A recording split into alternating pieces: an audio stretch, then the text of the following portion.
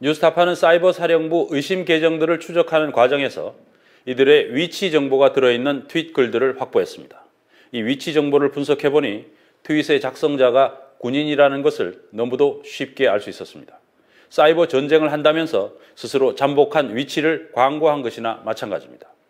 이처럼 스스로 보안의 기초도 지키지 않은 국방부가 비판 여론에 대해 오히려 사이버 안보 태세가 무너진다며 사태를 호도하고 있습니다. 최기훈 기자가 보도합니다. 사이버 작전 요원의 신분을 제공 또는 공개하는 행위야말로 이것도 처벌되는 그런 행위 아닙니까? 그렇습니다. 밖으로 유출된 경위도 역시 수사 대상입니다. 밖으로 유출된 경위도 역시 수사 대상입니다.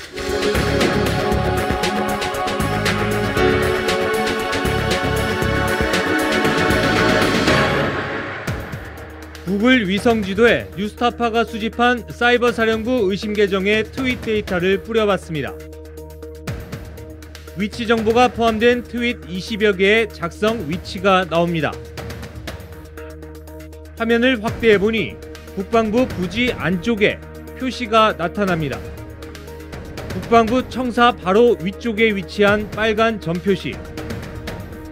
아이디 쿠기1113이 지난해 2월 말 진보 세력을 비난하는 트윗을 리트윗한 내용입니다.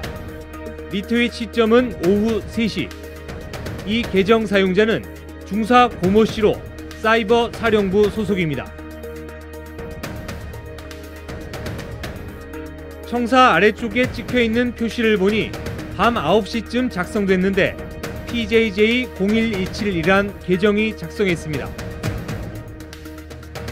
이곳은 아무나 들어갈 수 없는 곳입니다.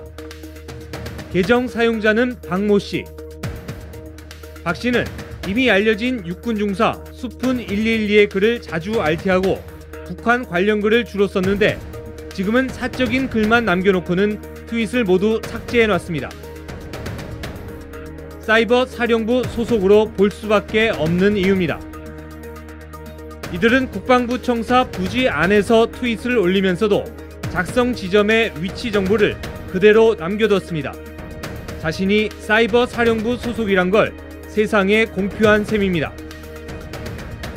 지도상에는 국방부 부지에서 한참 떨어진 곳에서도 상당히 많은 위치 표시가 나타났습니다. 일반 주거 지역인데 어떻게 이런 곳에 의심 계정의 위치가 찍혔는지 직접 확인해 보기로 했습니다. 이렇게 갔다가 이쪽 한번 돌아보고 처음에 찾아간 곳은 아파트 아래쪽 주차장으로 보이는 곳. 트위터 계정 맨라이크 508 사용자가 3번 트윗을 작성한 곳입니다.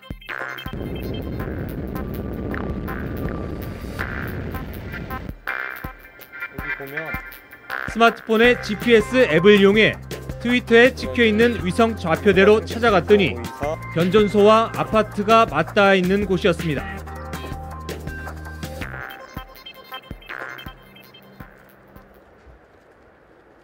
(100m) 오차 방향으로 치면은 변전소는 아닐 거고 여기 산다 거주지가 여기인 모양이네.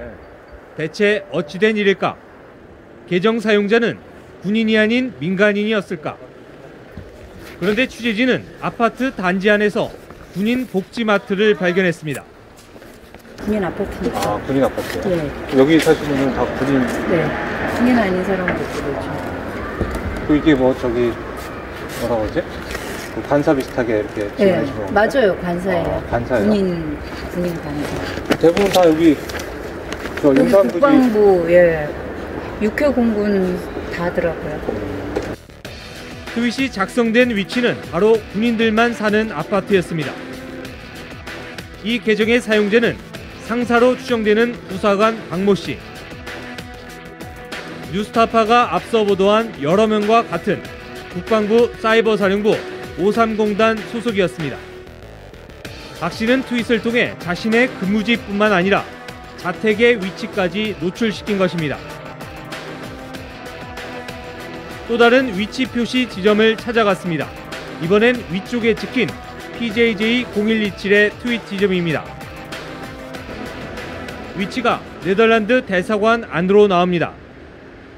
외국 대사관에서 이런 트윗을 작성했을 것이라고 보긴 힘듭니다. 스마트폰에 GPS를 작동시키지 않았을 경우의 오차 범위를 감안하면 바로 앞 군인 아파트에서 트윗을 작성했을 가능성이 큽니다. 북은 또 다른 지점을 찾아갔습니다. 현장에서 GPS로 찾아낸 좌표와 정확히 일치하는 자리입니다. 이곳 역시 한 의심 계정이 지난해 2차례에 걸쳐서 작성한 트윗에 위치 표시가 남아있는 지역입니다. 얼핏 보기에는 군과 별로 관련이 없는 것으로 보이지만 저쪽에 보니 한 100m 정도 떨어진 곳에 군 관사 아파트가 자리 잡고 있습니다. 이 계정의 사용자는 역시 사이버사령부 소속 중사 조모 씨로 확인됐습니다. 역시 사건이 터진 지난 10월 14일 이후로 활동을 멈췄고 문제가 될 수 있는 글들을 삭제한 흔적이 있습니다. 조직적으로 정치적인 댓글을 달았던 계정들에서 위치 좌표가 포함된 트윗을 수집했더니 하나같이 모두 국방부와 그 주변에 몰려 나타난 것입니다. 작성자 스스로 자신들이 군 소속이라는 것을 자인한 꼴입니다. 국방부는 홈페이지에 사이버사령부 공채 합격자 명단을 지난 2010년부터 버젓이 공개해왔습니다. 그랬다가 이번 사건이 터지자 그제서야 부랴부랴 삭제했습니다.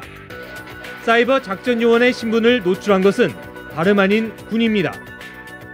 수사기관이 아닌 우리가 어떻게 이걸 밝혀내냐면은 바로 국방부 훈포장시 공적조서하고 사이버사령부 합격자 명단, 참 주의력도 조심성도 없더만요. 그냥 한동안 떠돌아다니더만요. 보안 하면서도 그거 보고 찾아낸 겁니다.